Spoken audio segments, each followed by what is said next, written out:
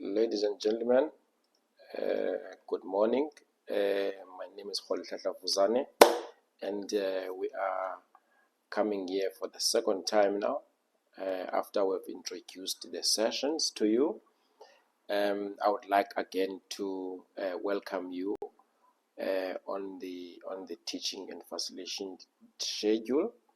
In video 1.2, this is what has been done. We have introduced the presenter already, and we have already asked you to go through our website.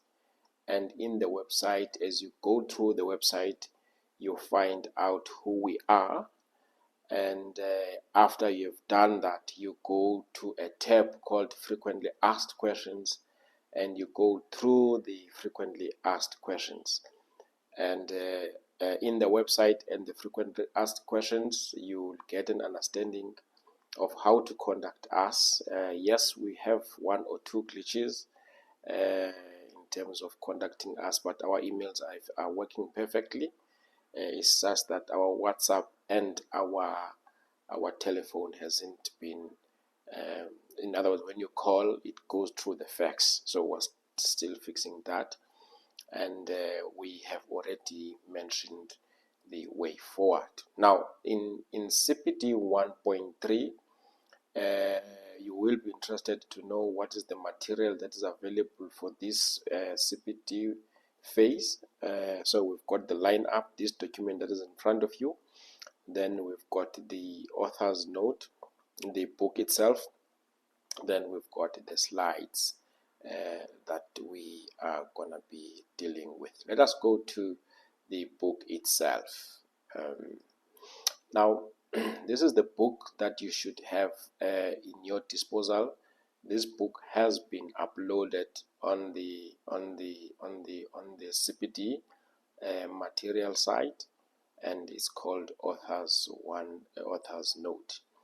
And it has got 20 chapters, volumes that we will be dealing with. That is volume 1, Small Business Operating Guidelines. That one is called SBOG.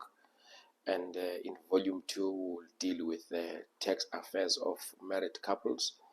And volume 3 will deal with auditing profession in South Africa. Then volume 4 will deal with job descriptions and month-end procedures. Volume 5 will deal with the understanding of the entity and its environment.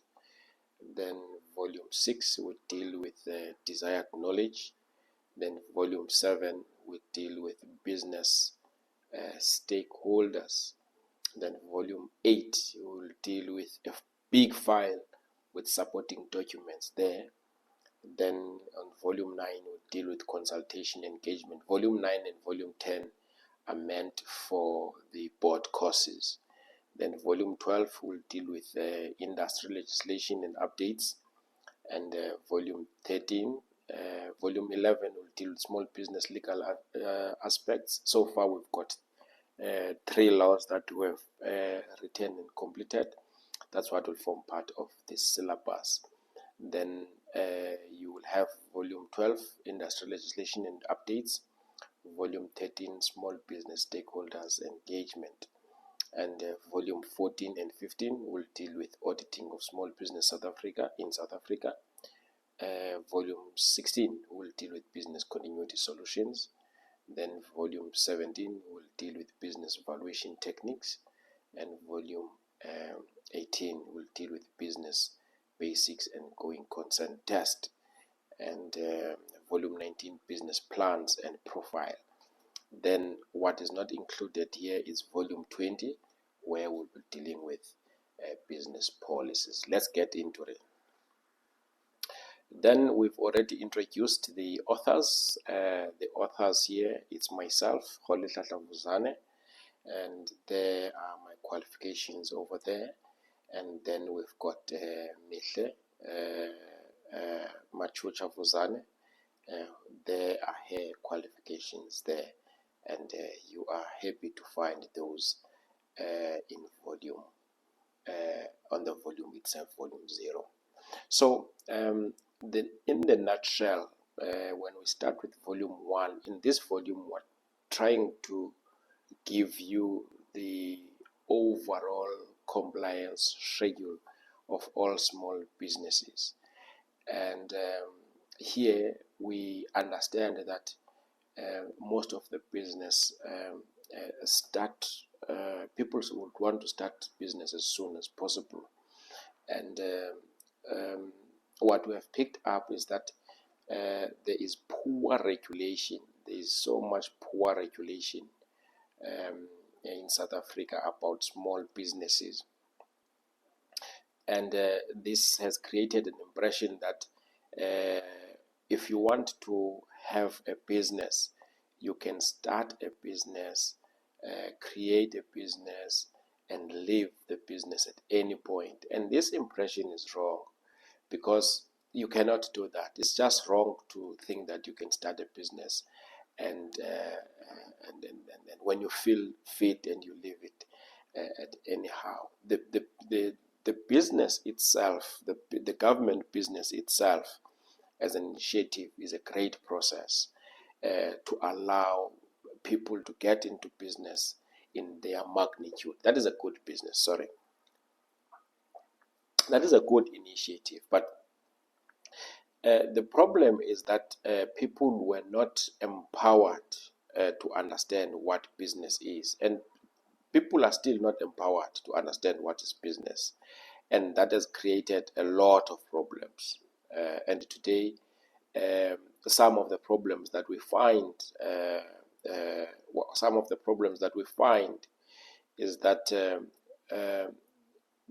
as a result of doing business, people have now attracted SARS. There is a guy called the South African Revenue Services, and it has since become a biggest threat to the businesses. There are a lot of business who are owing SARS. It's either they are owing an administrative penalty for not submitting the returns, or there is money that SARS wants from this business, and this business are unable to pay SARS. And because of most business are dependent solely on the tax clearance, and it's SARS who's issuing that tax clearance, and SARS wouldn't want to issue a tax clearance where you owe them, and some of these business have really collapsed.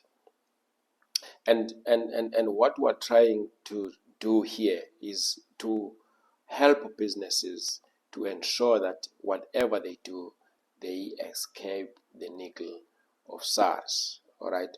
Now, the big question is, what is a business and what is required to manage it successfully? And for us to do that, we have established a number of rules that you and other stakeholders in the small business sector have to observe for us to go forward as small businesses. And we know in a small business that because of how small businesses are, and for the fact that they are not operating in one roof between themselves and the FIPs being the financial information professionals, you'll find that the business is sitting here, the accountant is in town. The business is in town, the accountant is in Flagstaff. The accountant is in Flagstaff, the small business is sitting in East London. And that creates a lot of problems that needs to be managed. And how do we manage that? We start by introducing this volume to say these are the things that we expect must happen to close that gap, because of that you'll realize that there is a disconnection between where the business is and where the accountant is. And part of the things that we do to do that is to create what we call month-end procedures. And in the month-end procedures, we require that there must be a meeting between the small business professional and the financial records clerk and the accountant to make sure that there is a format of going forward, and all our stakeholders understand this issue the same way. Now, the ultimate goal here, we have since realized that one of the biggest trusts is SARS, Department of Labor, and the CIPC, and that's what we do first, all right? And we say whether you owe these three institutions or not, your business should still run, all right? Because the threat of dealing with SARS has been dealt with, the threat of dealing with Department of Labor has been dealt with, and the threat of dealing with the CIPC has been dealt with. And that can be done if there are uniform rules that are understood the same way between the accountants and the small business practitioners and other regulators as well. And by so doing, we're trying to create what we called a format of trust, because these regulators and other stakeholders understand that there are uniform rules that are happening in a small business environment, and therefore there is trust. And of course, we don't anticipate that it's going to be an easy exercise, but if we understand our challenges together, it's easier for us to formulate solutions that we should understand together to confront those challenges. Hence, we have collaborated with some of our partners to make sure that we collaborate these common challenges for a common purposes. And this is where now this organization called Small Business Practitioners of South Africa is coming from, because we're saying we are trying to create a platform where we teach our small businesses on an ongoing basis. They ask questions from us, they participate in our tutorial groups, and so we move forward. So it's a continuing process. It doesn't end. It's unlike where you go and attend a class and you drive back home, you've got a file, you are on your own on the file. No, here, once you become our member, you jump into our system, you participate in what we asking you to do, you do the CPD, you ask all the questions that you don't understand. And remember, you will be allocated an accountant and a financial records clerk immediately when you come in. And the purpose there is to harmonize stakeholders in the small business area in order to increase literacy and also to negotiate better deals with regulators such as SARS, Department of Labor, and the CIPC. Okay, the objectives are critical for South Africa. We aim for, so we need to create sustainable businesses, not businesses that will die with us, all right, but businesses that will continue to operate even when we have passed on, business that are going to create employment, and business that are going to employ our children as well. Not that thing to say, I remember your father, I remember your mother, she or he had a business here and here, and where is that business? What happened to that business? Where is your father now? What is he doing now? All right, well, there's nothing wrong to leave the business. But what we are suggesting is that the business must not die when you still want to continue with it. But of course, you may want to liquidate the business because you don't want it anymore, or you might sell the business. That's what we encourage most, all right? And as we continue with you in this journey, we're trying to do this educational system by a way of removing fear and to make businesses that are going to continue for a sustainable future run smoothly as well, that are going to trade in all times. And since SARS is the biggest threat, we want to make sure that we are running businesses that are free from SARS, but which could still collaborate with SARS. When you see SARS, you must not get afraid. When you are being called by SARS, you must not be afraid. You must not say, my accountant is not working.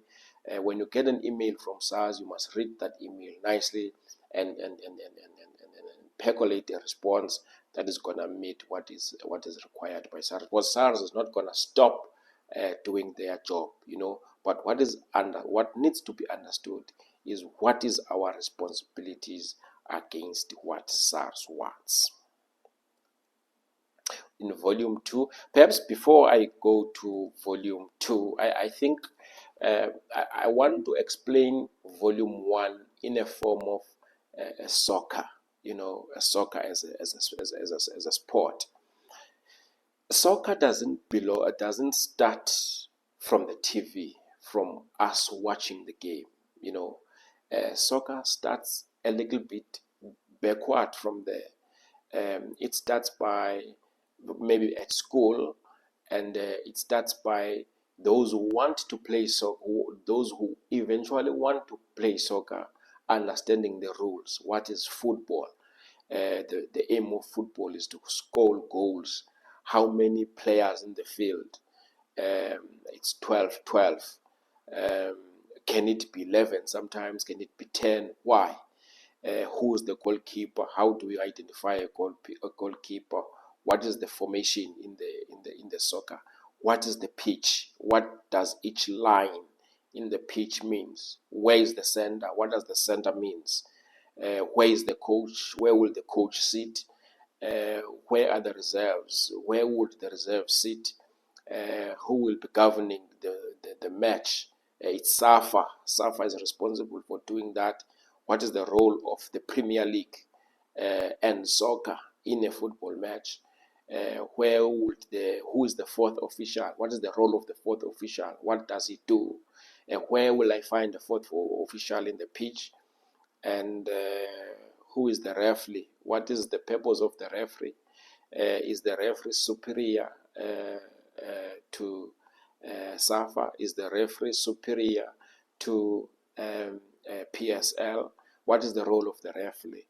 There are linesmen in the pitch. What is the role of the referee?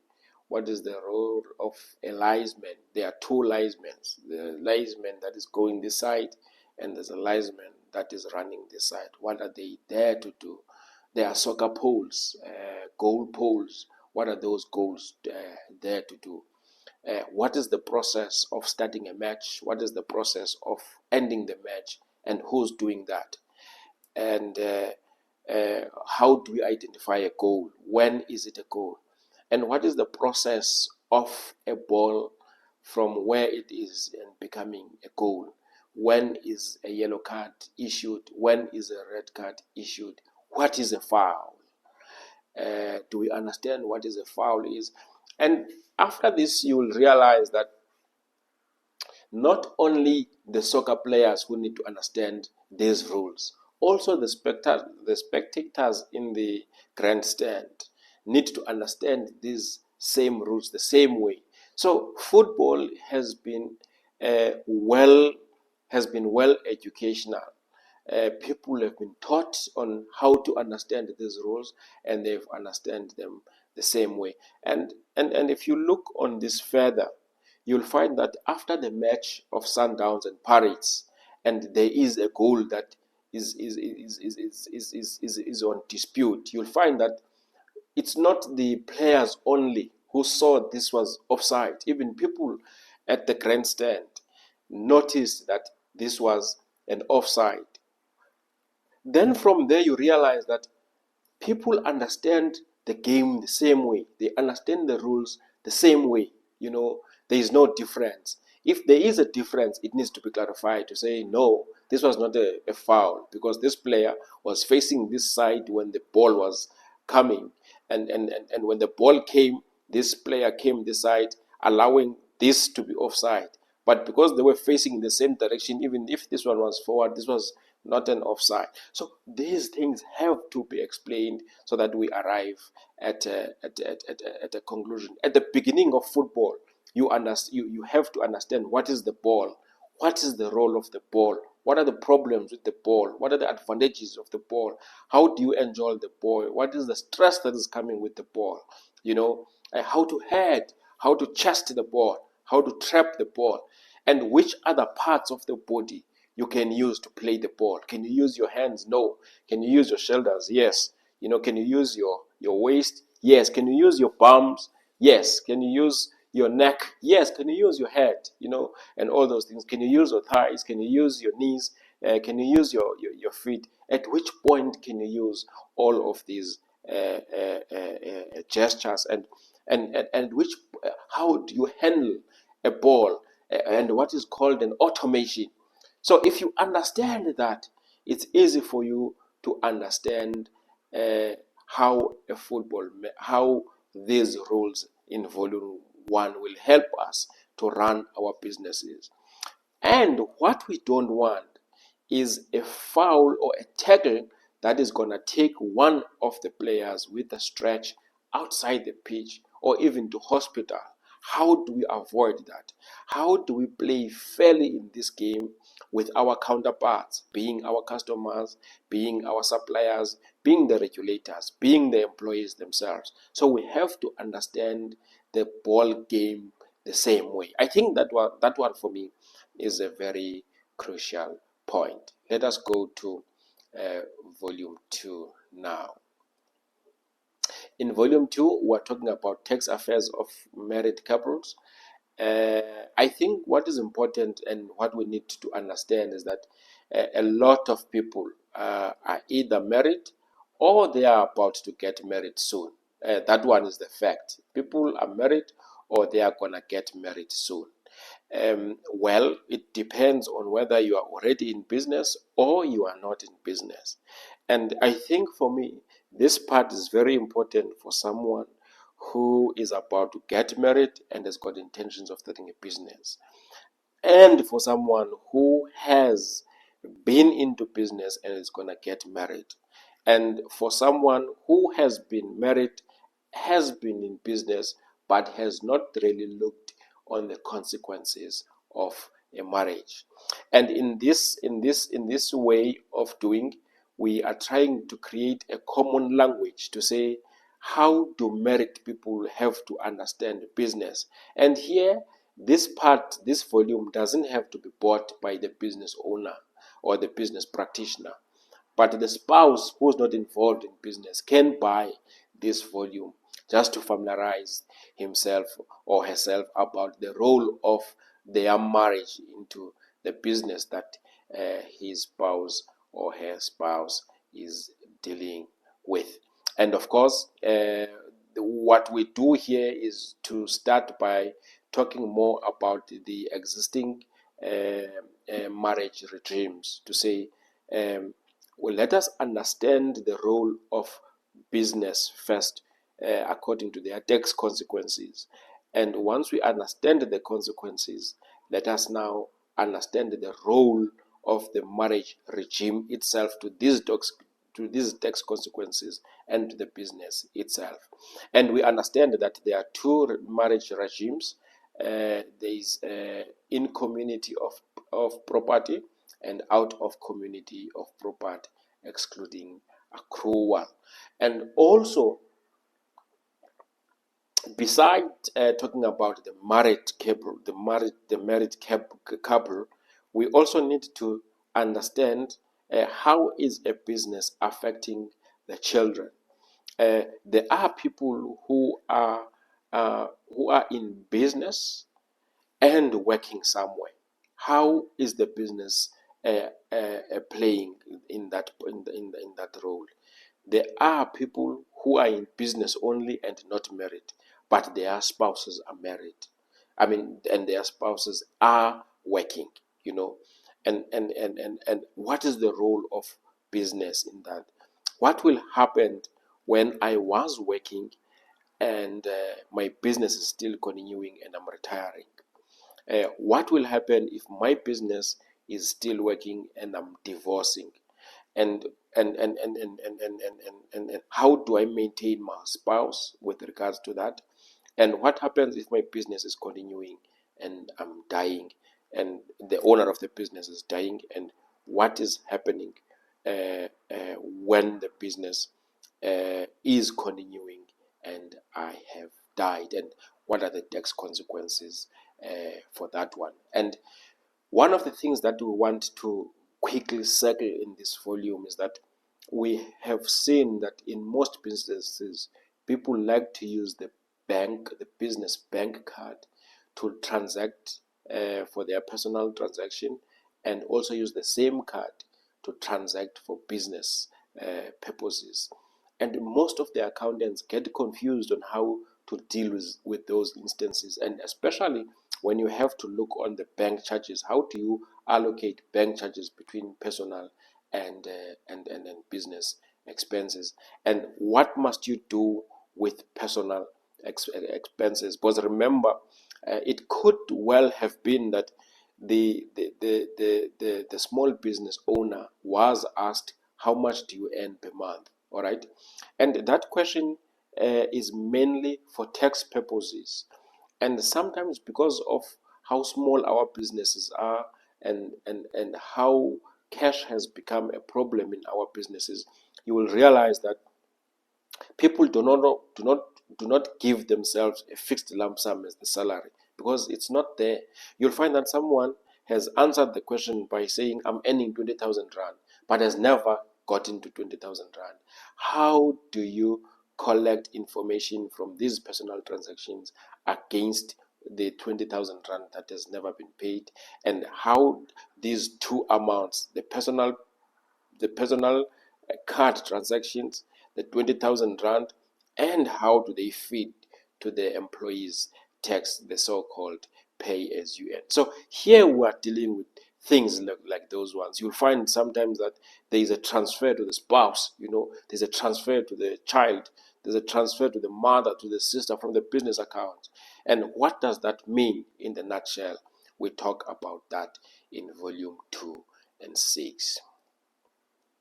Most importantly, we compare at the end to say we are married in community of property without an accrual, and this one is married in community of property with accrual. And how do these two guys differ at the end, at a profit level, at a tax level? Uh, do we compute their taxes differently, and what are the advantages of each regime there? So you must pay attention, and I think from now it's a matter of you understanding, if you are not married, if you are not married, what type of a marriage regime you will undertake, and why after this chapter. And if you are married and you have already chosen a particular marriage regime, how are you affected with taxes? Because what is important is understanding of this type of marriage affects my taxes this way, and what type of advice I should get to ring fence the problem. Okay, here we are talking about auditing and accounting in South Africa. We have realized that in some instances, especially when a small business wants a loan or is getting financed by this company or that company, by this bank or that bank, they will say, okay, we are ready to finance you, please bring us audited financial statements. And even though that could still happen, as at a small business level, people have not understood properly the difference between an auditor and an accountant, and between an accountant and a financial records clerk. And what is the role of the financial records clerk? What is the role of an accountant? What is the role of an auditor? And how an auditor differs from an accountant, and what an auditor has to issue in the nutshell.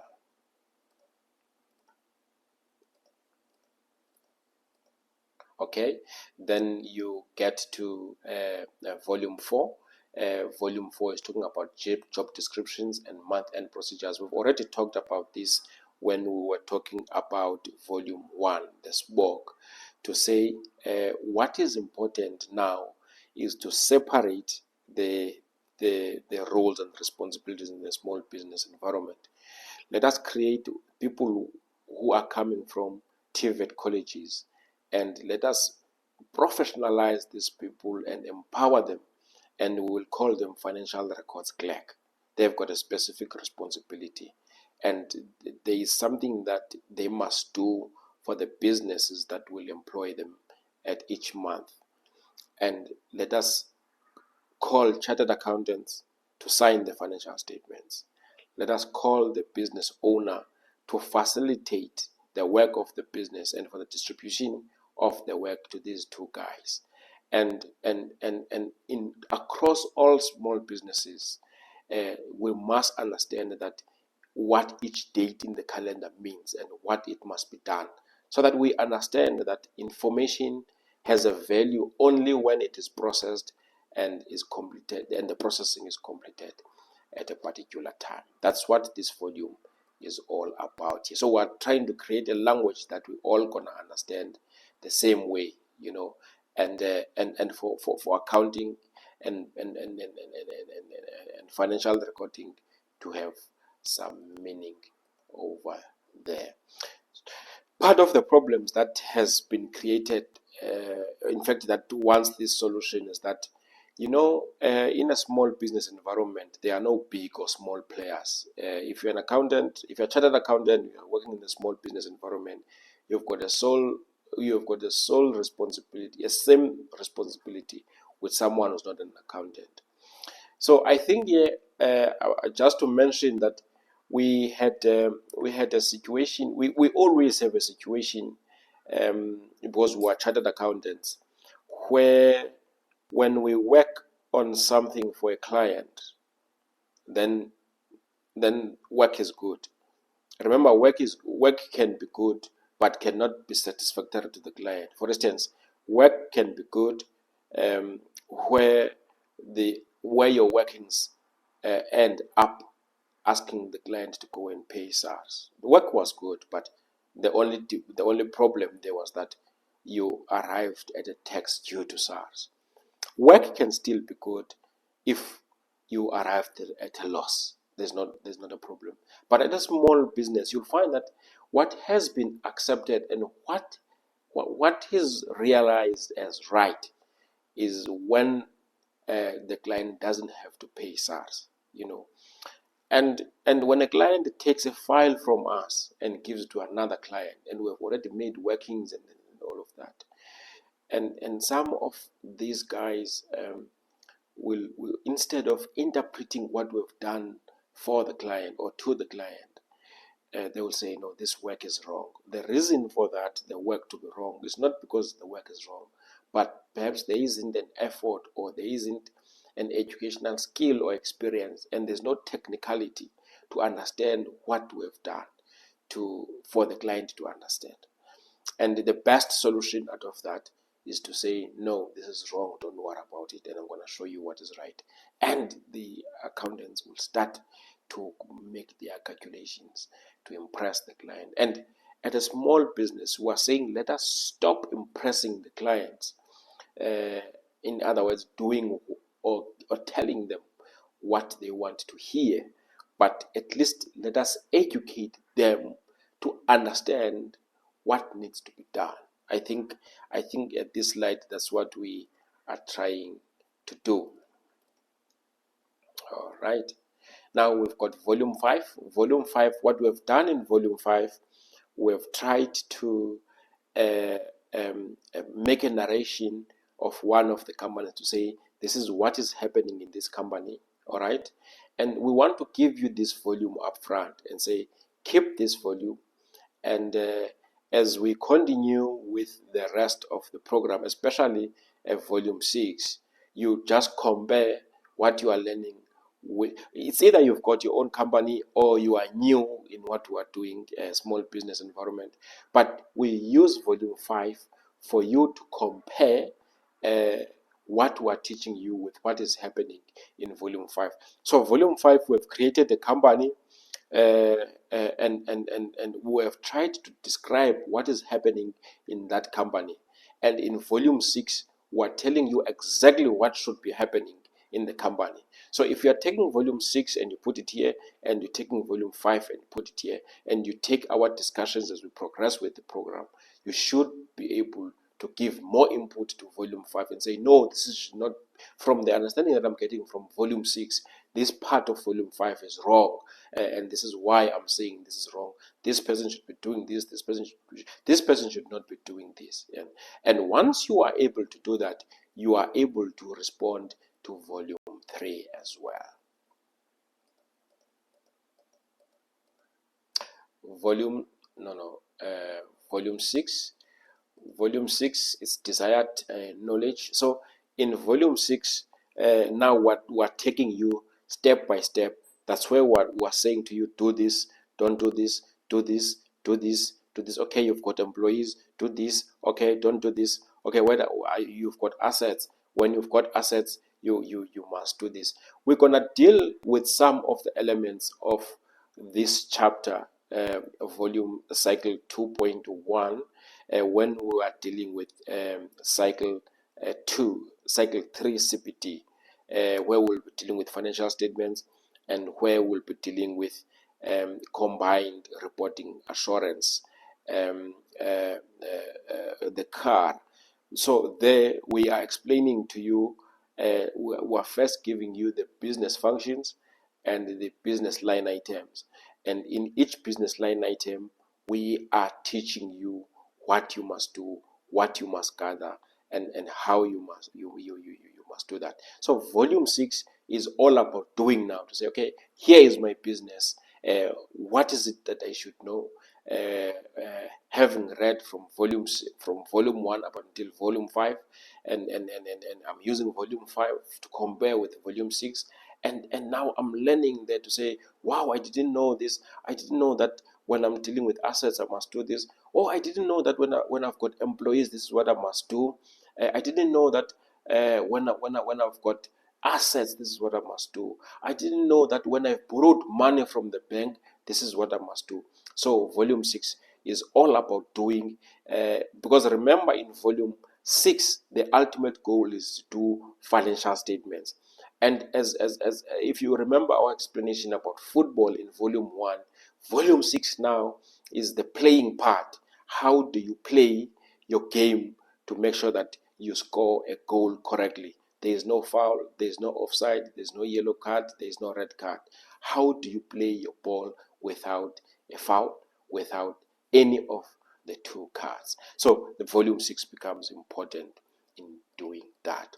Of course, when we have dealt with the stakeholders in volume 1, and we would have dealt with stakeholders in volume, in fact, in cycle 3 CPD, where we'll tell you that, okay, these are the types of stakeholders that you should expect, and these stakeholders want this information from your business. We'll tell you that one when you get there, to say, as a business owner, the business is yours, but there are other people who are equally interested to your business as you are, and who are those people, and what are they interested on from your business. Adequate supporting document is coming from volume 5, and is coming from volume 6, and is coming from volume 7, to say, if I'm in the business, what type of documents that I need to produce. So there's gonna be a big file that is gonna be coming, if you become a member of our institute, that is Small Business Practitioners of South Africa. We're gonna give you a file of what you need to have, and we're gonna teach you in that file how to complete some of the documents, because our understanding is that we want to teach businesses, owners, and accountants, and financial records clerk in one room.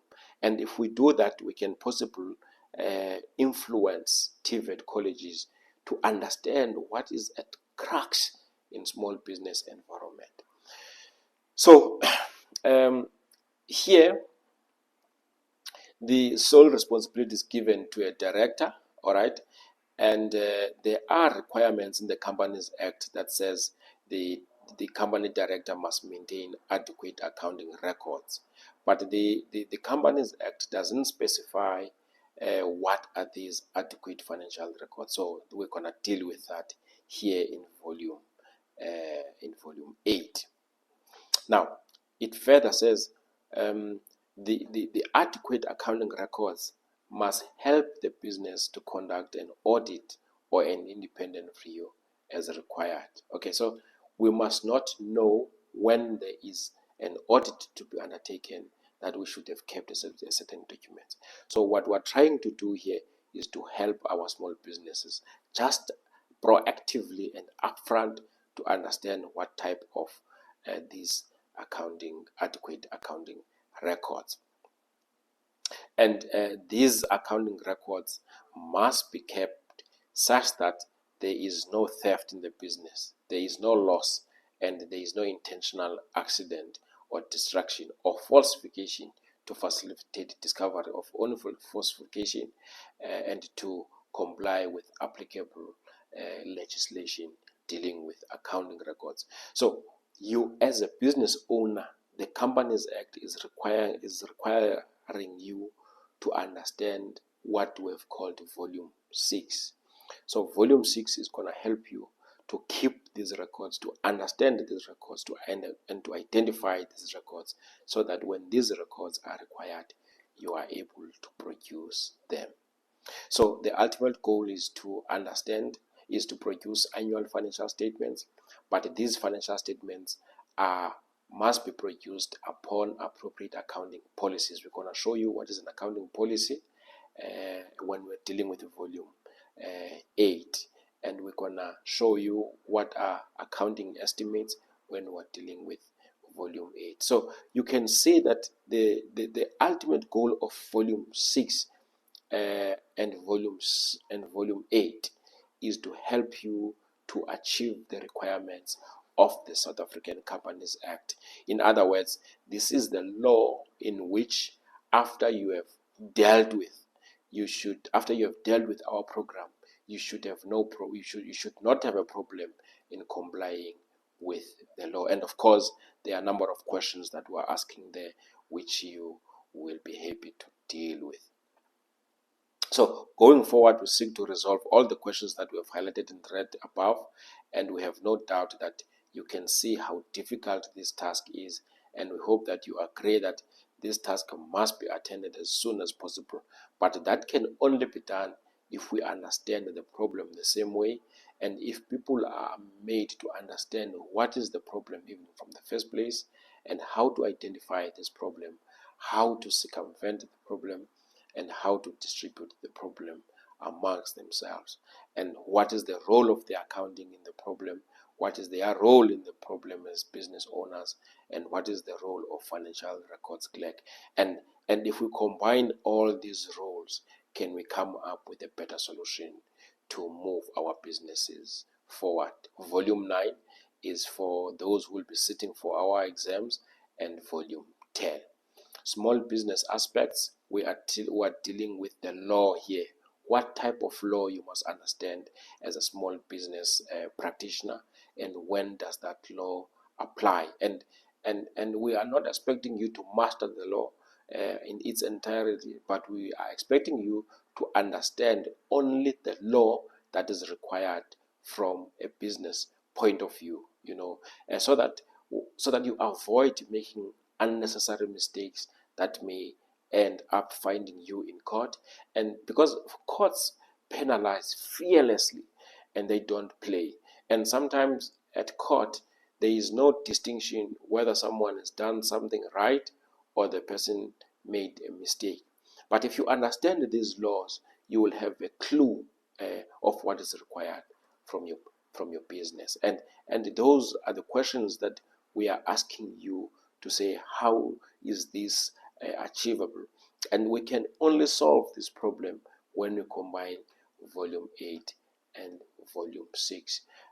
Volume 12 is just an industry update to say this is what has been happening in the industry this year. These are the things that you need to take note. This industry was more on fire. SARS issued so many penalties on this industry.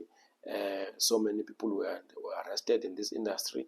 This industry is not doing well, and so forth. So it's just a statistical update.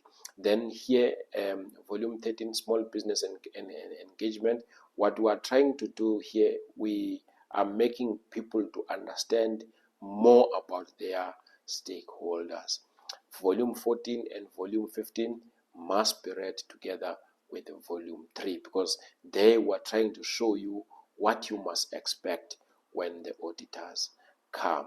Then, because most businesses are run by individual persons, we have thought of other ways, or making some form of an education on what other solutions are there to prevent business from failing. Yes, you might be doing enough effort. Yes, you might be waking up very early. You might be doing this and this to make your business work, but there are other things that entirely don't depend on you for your business to work, and other solutions that may help your business to continue even if you are there, whether you are sick, whether you are chronically ill, and so forth. So these are the business continuity solutions that we are introducing there. Volume 17, small business valuation techniques. Remember that once you become our member, your business will have to be evaluated so that you understand that you putting money in a business, you are making an investment, and you need to know how much that investment is at a particular moment. Hence, we are introducing small business valuation techniques. I've seen a number of papers a number of adverts on the papers where people want to sell their businesses. I'm selling a business 2.1 million. I'm selling a block of flats 3 million. I'm selling a cartage of trucks for 6.5 million. But how did this person arrive at 6.5 million? How did that business owner arrive at a final price for the business? If I want to buy the business, is it necessary that I buy this business with the price that has been quoted? Can I negotiate for a lower price? Can I see the valuation that has been done for the business that arrived at 6 million? What is the purpose of the valuer? Who values a business? What information the valuer wants? All right.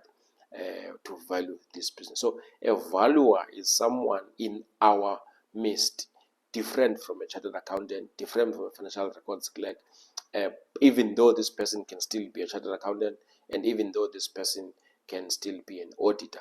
But this is not the auditor who has been assigned to your business to audit its operation. It's not the chartered accountant who has been assigned to your business to sign the financial statement. So it's a completely new person with an independent mind who's coming to value your business so that you understand that the effort that you have been putting is growing the business or is eating from the business. Also, how do you know that your business must continue? Or again, the valuer will also give us a report on this one. So the valuer in chapter 17 and the valuer in chapter 18, it's one and the same person. Chapter 19 are business plans and profiles, how to do this, and what information you must have. Then you will go to chapter 20, where we deal with business policies. Because once now you have done all your volumes, volume 1 up until volume 20, volume 1 up until volume 19, then you have to have business policies to say this is how my business is working, so that, because what we don't want, in fact what we are trying to create here is that even though I'm a chartered accountant, someone may ask me and say, man, I'm running a BNB. I'm going to be away for 5 months. Can you run my business for 5 months? I'm not going to be here. It should be easy for me to do that. I don't have to know it, all right? I don't have to be a doctor to run a surgery, all right? So these volumes helps us to understand business of whatever form in the same way. Yes, I might not inject someone with a needle because I'm not a doctor. Yes, I might not test the BPI. Yes, I might not test this and that. But running the surgery on its own is different from that one, because that one is occupational. I can get an occupational person to do that. But him doing that, that's not business. Business is broader than that. So chapter 20, that is volume business policies and volumes, business policies and procedures should help us to say what type of policies do we have, because policies are the spokesperson of the business.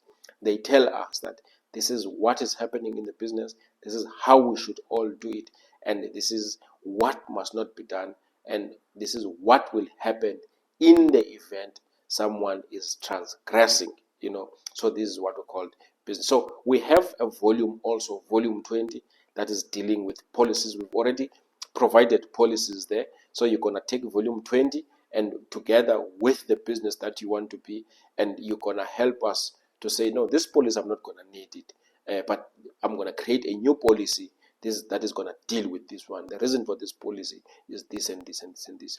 On the policies that will be given on volume 20, what you're going to tell us is that this policy does not meet the requirement of the policy. A policy must have this and this and this and this and this and this, and this is not catered for in any of these policies. Finally, we believe our experience will guide other small businesses and bring more stability in the business area. Remember, we've got more than 30 years of experience in small business, and it is from this premise that we thought that because we see the rate of how many business fails and what contributes to this business failing, then by doing so, integrating research-driven solutions, leading and guide. Okay, so ours is to guide and cleverly allocate resources and raise small businesses into greater heights with one language that combines us all. Okay, so there's no point of this person talking this language and this talking this language. We have to understand that we are in the small business, and in small business, this is what is required. We have worked tirelessly to ensure that not only we should share our experiences, but we are careful to meaningfully package them. Hence, we have these volumes, volume 1 up until volume 20. Each volume must be understood in relation to other volumes, and at the end, we would like to know what you have taken in our experience in building your own. We strongly maintain that in 15 years' time, most businesses, can you see that this is a long-time project? But what we want is that journey with us, start this project with us. Let us reach that 15 years together, or it can be even lesser than that, depending on what government attitude is towards this great initiative.